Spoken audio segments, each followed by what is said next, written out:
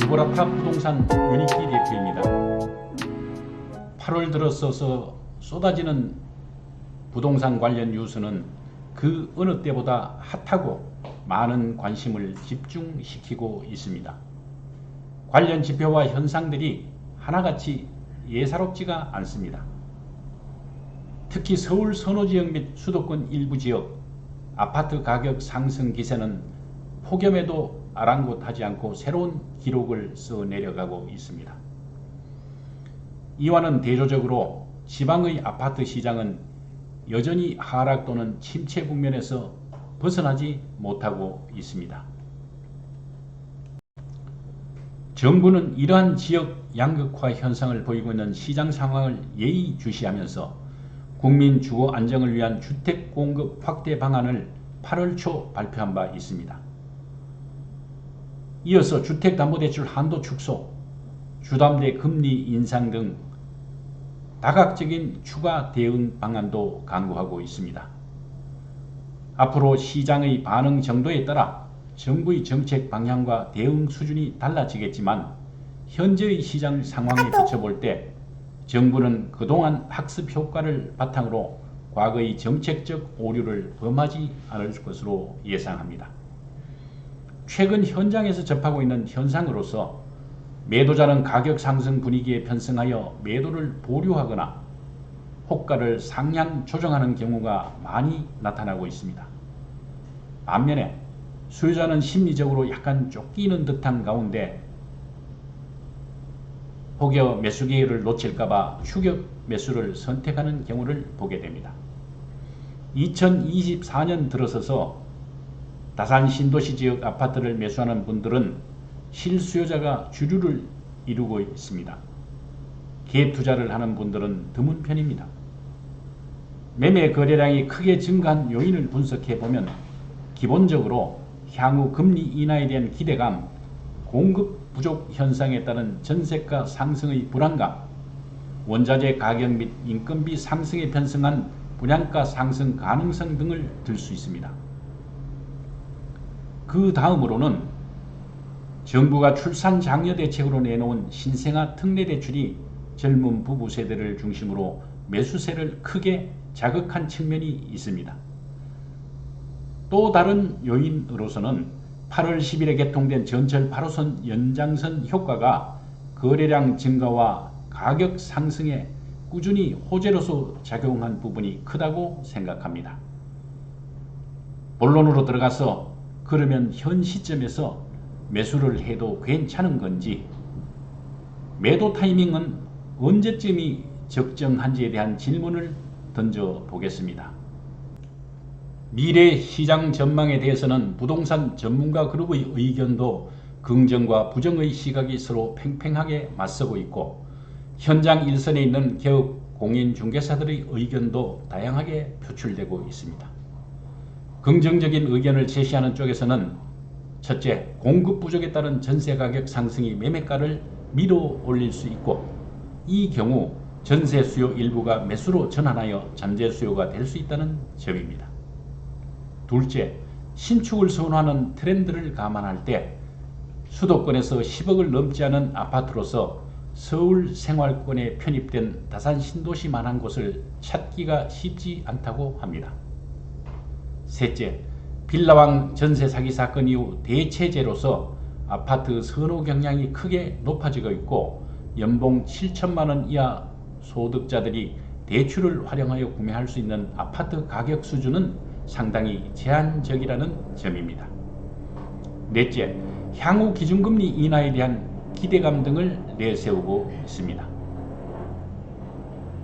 이와는 반대로 부정적인 의견을 제시하는 쪽에서는 첫째, 전세 거주자의 대부분이 이미 상당한 부분을 전세자금 대출을 받고 있기 때문에 자기자금 규모를 감안할 때 주택담보대출을 최대한 받는다 하더라도 신규 매수에 가담하기 어렵다는 점입니다. 둘째, 앞으로 추가 매수를 할 수 있는 실수요자들은 제한적이고 기존 다주택자들의 경우에는 규제의 틀을 벗어나기 어렵기 때문에 과거와 같은 투자 세력으로 새롭게 시장 진입하는 것은 쉽지 않다는 점입니다. 셋째, 향후 한국은행 기준금리가 일정 수준 인하된다 하더라도 은행권 가계대출 금리는 경제 상황을 감안할 때 기대 수준까지 하락할 가능성이 낮다는 것입니다. 왜냐하면 정부가 가계부채의 급격한 증가를 선제적으로 방어하기 위해서 최근 디딤돌 대출, 버팀목 대출 등 정책자금 대출에 대한 금리 인상과 시중은행 주택담보대출에 대한 가상금리 인상 및 감면금리 축소를 유도하고 있기 때문입니다. 2단계 스트레스 DSR 금리는 9월 1일부터 0.75%포인트, 수도권 주담대는 1.2%포인트 가산되어 적용될 예정입니다.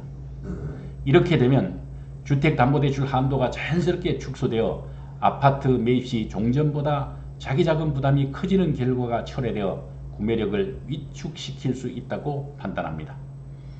넷째, 현 시세에 비춰볼 때 서울 선호지역 아파트를 구매할 수 있는 신규 수요는 극히 제한적일 수밖에 없으며 수도권 선호지역의 경우도 대출 레버리지를 활용한 추격 매수를 하기에는 다소 리스크 부담이 있다는 생각입니다. 지금부터는 70년대 후반기 이후 오늘에 이르기까지 부동산 경기의 부침을 실제 경험하고 평생 금융 및 부동산 관련 직업인으로서 터득한 지식과 노하우를 바탕으로 개인 의견을 말씀드리겠습니다. 주택 수요를 만드는 세 가지 요소는 소득, 금리, 인구를 보다 구체적으로 표현하면 가구 수로 이야기할 수 있는데 앞으로 이러한 모멘텀이 지속 가능할지에 대해 살펴볼 필요성이 있다고 생각합니다. 현재 우리나라 주택 보급률은 약 110%, 주택 소유율은 55% 정도 된다고 합니다. 과거 고도 경제 성장률 시기와는 달리 젊은 세대의 취업률은 낮고 소득 수준은 점점 양극화 현상을 보이고 있어서 구매력을 가진 잠재 수요는 많지 않다고 봅니다. 금리는 국내외 경제 상황에 비춰볼 때 과거 1~2%대 저금리 시대로 다시 회귀할 가능성은 당분간 낮아 보입니다. 정부와 금융당국은 최근 주택가격의 급등을 경계하는 시그널을 이미 시장에 보내고 있습니다. 과도하게 증가한 가계부채 관리 차원에서 주택담보대출 금리를 상향 조정하거나 대출 한도를 축소하는 등 단계적으로 강도를 높여가고 있습니다. 가구 수는 10년간 폭발적으로 증가한 측면이 있는데 향후에도 어느 정도 지속되리란 예상은 할 수 있으나 증가율은 과거 대비 둔화될 것으로 전망됩니다. 큰 틀에서 볼 때 이러한 세 가지 요소들이 향후 시장에 미치는 영향과 위력은 그리 위협적이지 못할 것이라는 판단입니다. 그 다음으로 구체적인 요소를 가지고 접근해보면 현재 시장 상황을 과거 사례에 대입하기 어려운 부분은 취득하고자 하는 자산 금액이 전반적으로 소득이나 순자산 대비 너무 차이가 크다는 점입니다. 사실 실수요층은 대부분 젊은 세대들인데 금융 레버리지를 활용한 매입을 하기에는 금액적으로 한계가 있어서 지속적인 수요 창출에 의무를 갖게 합니다. 이미 서울을 비롯한 수도권 선호지역은 높은 자산 가격을 형성하고 있어서 불확실성이 내포되어 있다고 하는 점입니다. 신규 수요자 입장에서 보면 조그마한 부정적 요소에도 심리적 이탈을 하기 쉬운 상황이 아닌가 생각되며 중간 소득자가 대출을 받아서 주택을 매입할 수 있는 숫자는 앞으로도 감소할 것으로 예상됩니다.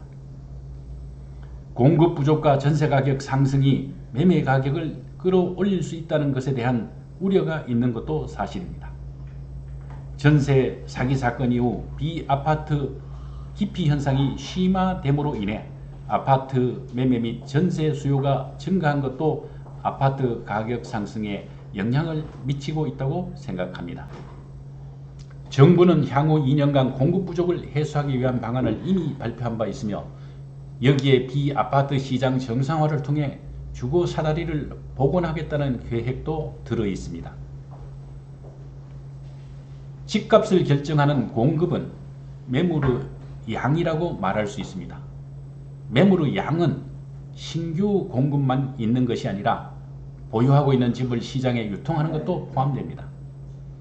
2022년 6월 정부가 부동산 완화 정책으로 내놓은 다주택자의 상생 임대주택 양도소득세 특례 확대 개편에 따라 해당 주택에 2년 거주하지 않고도 양도세 비과세 요건이 충족되는 시점이 도래되고 있는데, 이러한 대상 매물의 시장 출회가 증가할 것으로 예상됩니다. 일반적으로 전세가격 상승이 매매 수요로 전환할 가능성은 높으나 전세가와 매매가의 갭이 줄어들지 않는 한 그 수요는 많지 않을 것으로 예상합니다. 전세 수요자의 대부분은 전세 보증금의 절대적인 금액을 전세 대출로 충당하고 있는 경우가 많아서 사실상 실효성 있는 구매력은 떨어진다고 볼 수 있습니다. 거래량이 계속 증가하면서 매매가가 상승하는 상황이 지속될지는 미지수입니다. 정부의 대출 한도 규제가 가시화되고 있는 상황 하에서 부동산은 주식 투자와는 달리 유효 수요는 한정적이라고 말할 수 있습니다. 그렇게 본다면 새로운 투자 세력이 시장에 진입하지 않는 이상 향후 4분기부터는 거래량 감소로 나타날 가능성이 높으며 그간의 반등은 추세적인 현상으로 그칠 가능성 배제할 수 없습니다. 현재 서울이나 수도권 부동산 시장 환경은 투자자들이 진입하기에는 별로 매력이 없다고 생각합니다. 이미 자산 가격이 상당한 수준에 도달해 있어서 개입 투자를 하기에는 쉽지 않은 상황이며 제도적으로도 과거와 같이 용이하지 않습니다. 결론적으로 9월 이후 거래량과 실거래 가격 변동 추이를 잘 지켜보는 것이 필요할 것 같습니다. 만약 거래량 감소 추세가 이어진다면 가격 하락의 전조로 판단하여도 되지 않을까 생각합니다. 지금은 정부가 가지고 있는 규제라는 무기가 매우 위력이 있습니다.